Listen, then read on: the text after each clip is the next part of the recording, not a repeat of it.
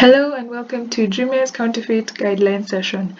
In this session, we're going to basically look into identifying and tackling counterfeits. In our topics today, we're going to go through an introductory phase where we will define and break down sensitive brands, and then we'll also go ahead to define a counterfeit and scenarios in which they apply. And then in our overview session, we'll have Jumia's anti-counterfeit policy. We'll have important links that you would use for sensitive brands, and then we'll also have a question and answer session where we'll open for more feedback into this session. So what are sensitive brands? Sensitive brands are basically clustered into three sections in Jumia. We'll have luxury brands, premium brands, and white label brands. So luxury brands are basically brands that are associated with prestige, and they're made with very high-ranked designers or manufacturers and are highly desired, and also associated with affluent people. Most common examples is like product brands that basically you would see with like fashion runways, but also not limited to that session only. There's very many clusters into this. We'll have brands such as Gucci, Louis Vuitton, and Alexander McQueen, just to name a few. And we also have premium brands. So premium brands are basically brands that offer the best value and best features, and they also hold exclusivity and are often very highly priced as compared to the average product in the market of the same caliber. So we have examples such as very well-renowned sports brands such as Adidas and Nike. We also have the brand Swarovski, which falls an example of a premium brand. Then we also have for like phones, we'll have Apple as like basically ranked as a premium brand. And then we also have white label brands. White label brands are basically products or services produced by one company, in this case the producer, and then other companies, the reseller, customizes it to their own identity, brand, and logo. So we have brands such as H&M, ASOS, just to name a few of basically products that would fall under white label brands. And then in this case also we'll have products such as an e-commerce such as e-commerce website called as Amazon. Well, they'll have their own line of products called Amazon Basics. So Amazon Basics basically is a very clear example of what we call white label brands. And for all these cases, we basically require for you to have a backup of authorized distribution or like authenticity of these products, and this now goes to claim into protecting your brands, also just rather proving that your like products from this brand are authentic and are from a credible seller or reseller. And then in this point of overview, we'll have like a list of brands, basically a list of banned and restricted brands on Jumia, where we can go through the directory of all listed and banned brands on Jumia. We'll cover that further in another slide. So on top of having sensitive brands, we will break it down further into what we'll call restricted and banned brands. So restricted brands are basically brands that are deemed sensitive, going again to that cluster of the three clusters we had just mentioned. So in this case, we'll have some of these brands, they could also claim sole ownership and then or not, but then also for each of these status we have to provide documentation providing this claim, maybe of sole authorization or the authenticity, or also supporting the authenticity of these products. And we also have banned brands. Banned brands are basically brands that have completely been barred from being sold on this platform by the brand owners. So we'll have examples such as brands that are not authorized to sell by a third party here being the platform Jumia is being sold. So in this case, we'll completely have it X'd out from being sold and cannot be hosted on the platform. So for each of these claims, again, we'll have to have providing supporting documentation to your claim, and then also to back it up as authentic products and all. So we'll have for restricted or basically brands, and then also for sole authorizations, maybe to this sole restricted brands, to this restricted, if rather a brand falls under restricted but also would want to fall under the status of sole authorization. So moving on to after identifying what basically sensitive brand is, we would also now, going to the key topic of the session, would now want to identify and tackle counterfeit products. So what is a counterfeit product? A counterfeit product is basically a product that is made in complete and or like exact imitation of something with the intention to deceive or defraud. So there are very many terms that could be probably associated to this word, like a counterfeit. You could hear words such as fake, replica, or dupe, just to name a few of them. And basically, to summarize what a counterfeit is a product that is made with as a high copy of something, but not authentic to the brand defrauded in this case. So we have different scenarios in which this could apply. So we have some that are very clear cut, as the image is shown below. We'll have image 1 showing Adidas, the logo, that is basically variated to always, it looks, it's not clear, rather it's not the same brand as Adidas, but in this case, this brand is being used like to tag on products, but to deceive, a potential buyer or a buyer to, to rather put in a copy of Adidas, but technically this is not an Adidas product. In this case, you'll see the letters have been, changed or variated, and the logo has even been flipped, but it's in the same design, completely same design, but it's in this case we would term this as a fake. Same as this sneaker to the right. In this case, they have defrauded the brand Supreme, but in this case you see the spelling to the word has been changed, but the logo and design of the shoe is probably similar to a brand, and in some cases you'll see it's a mixed bag of counterfeit, where you have a copy of a different brand, of a copy or rather design of the shoe, and then they brand it also with like a completely different brand, but still mirroring something else that is intended to deceive.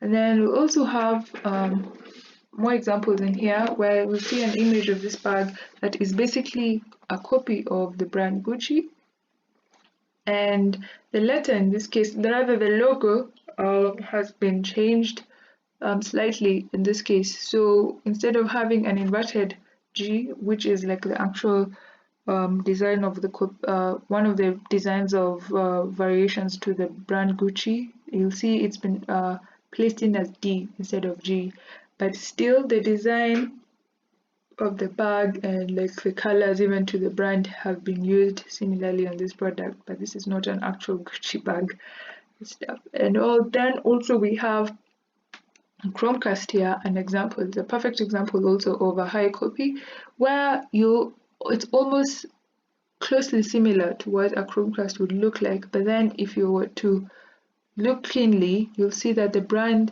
logo has even been changed, or something else has been put entirely different, but everything else almost looks similar to a Chromecast. Then have different also examples in here, where you'll see maybe the t-shirt to the right in here is deceiving, or rather basically displays an alteration of the brand Puma. In this case, they even changed it completely, and now they're even mimicking rather something completely different, but also put in as a brand. In this case, this would be identified as a counterfeit product. In this case, same as the headphones to my left, in this case, where it's mimicking and copying JBL products, but is not authentic to the brand. So they would even use the same model number, same name, same branding, completely everything, but then there's ways we counter and identify such cases, and in this case, once it's flagged, then it's put down as a counterfeit, and this is not authorized or rather allowed completely. So then we have also another scenario in here where you have a design copy. So a design copy, basically the caliber of these products have the same design completely as the original, the graphics, the text, the model, the shape of the and all of the product.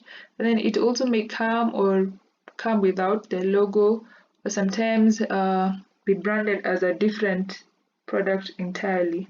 So going back to images, where I'll show it will clearly rather show what design copies are. We'll have a football jersey on here to the left. So you'll see this one is even being tagged as a replica. So some of them actually even go ahead to tag it as an actual replica, but it's not the actual product. So replicas are not authorized at all on the platform because it still falls under what we call counterfeit umbrella, because this is not authentic to the original product. This case. So you'll see to the first image is the authentic England football jersey, England national football team jersey, and then on the left you'll see it's a replica. So it's almost completely similar in most ways, but then you'll see they have maybe slightly different variations to it, and then there's also other ways that we can identify this, and in this case then this is flagged, and ideally it should not be authorized at all, or rather it ideally should not be hosted, or rather we do not encourage like using replicas or identifying this onto our platform. So then we also have on the left here, on the right rather, we have AirPods, Apple branded AirPods. Apple AirPods in this case. So you'll see the first image is an authentic one, and then the second one is a fake one. The design, the shape, the size, everything is almost completely similar to the authentic product. But if you see closely to the fake, you'll see some slight differentiations where maybe even the model number or the placement of text or like the design, of some of the widgets into it are slightly differentiated to the authentic product. But then you see in this case, a customer, or rather someone, would be easily defrauded to this, and this ideally should not be the case. In this case, that's why we discourage such, and to be very vigilant on products as such. Then we also have a case of logo infringement. Basically, logo infringement is products with sensitized brand logos on unrelated products, or rather that are completely not even manufactured by the brand. So there's different scenarios in here where you have the first image showing car placemats that are branded with the brand Louis Vuitton on here, and this is not ideally the case because the brand Louis Vuitton would not produce products as such as this and all. So it's basically most people would rather, I guess, in the counterfeit market, it's used to, use to add luxury to a product, and this is not the case. And in this case, we would not host such products.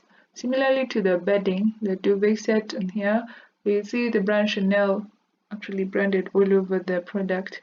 In this case, then this is easily flagged and as a counterfeit.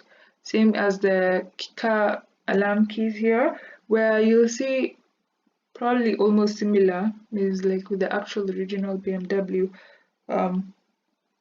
car alarm system. You'll see it's almost similar, but then slightly differentiated. And in this case, if the brand, in some cases you'll find that it's just a generic car alarm system, but put in the brand.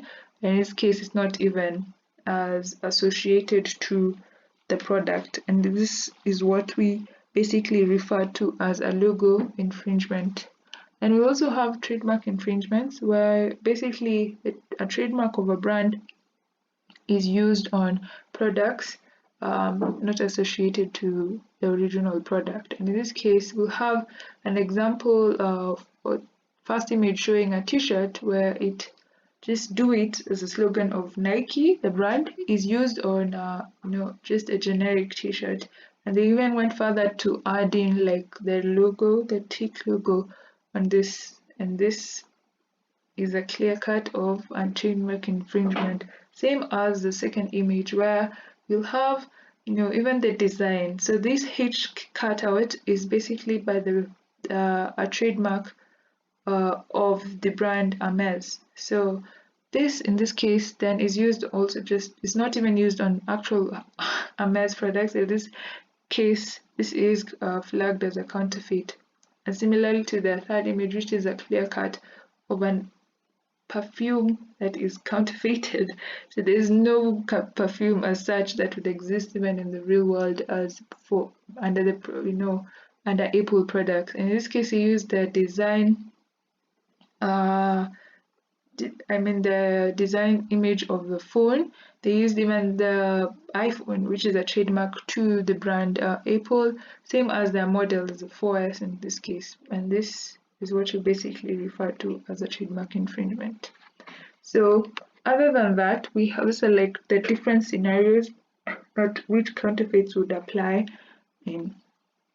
So basically, to just go through what Jumia's anti-counterfeit policy says, we have this policy in order to win the love of customers as a company, since we have to keep our promise to customers that the products sold on Jumia are actually genuine and original. And this policy, it also goes ahead to protect our customers, genuine sellers, and then the reputation of the company in itself. So on here we also have important links. These important links we have one that is going to have an overview, a directory of basically all the restricted and banned brands in Jumia. Then you also have the second option here, link. It's a different link entirely, where anytime maybe a brand is not hosted on our platform, in this case we'll have to submit your brand via this link for it to be created and then reflected on the database for you to now use on your products before on creation. And then you also have the third link on here, where basically we will this link is for any vendor potentially hosting us, what we've just gone through, sensitive brands.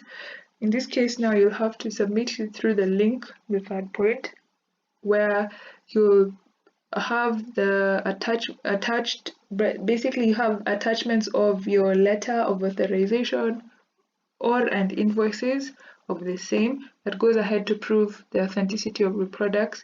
And then once it's verified, then the products are then, rather the brands are authorized, or rather go ahead through like a verification process, and once it's authorized, then you can go ahead to use it now on creating your products. And now we go into our question and answer session. Floor will be open for any related questions towards the session. Thank you for for coming into the presentation, and hope this could be clear and to bring more awareness to what counterfeits are.